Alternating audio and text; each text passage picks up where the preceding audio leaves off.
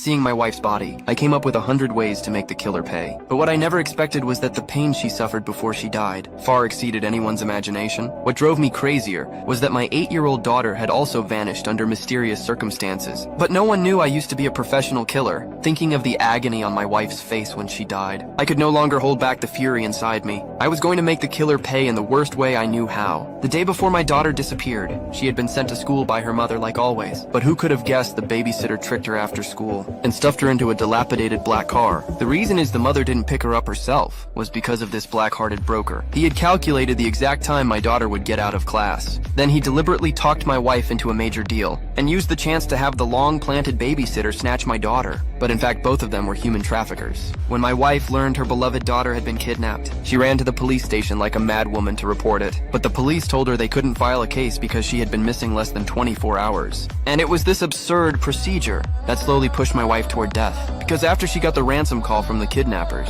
my wife rushed to the meeting point without thinking. What she got in return was having her insides ripped out. And when I received the notice abroad, my wife was already lying in the cold mortuary. In just a few days, I lost the 2 closest people in my life. So I went alone to the crime scene and found the only private detective in town brave enough to take the case. After layer upon layer of investigation, we finally pinned it on the trafficking broker. Because after my wife was murdered, all her money had been transferred into this guy's account. But this guy not only refused to explain why he killed her, he even threatened me to let him go. This naked provocation instantly ignited the rage I had been holding back for so long. The next second I pulled out a pair of scissors, ready to cut off this guy's thumb. Only then did the broker realize how serious things were. He said killing my wife was only about money, but when I asked where my child was, the broker gave me the answer I least wanted to hear.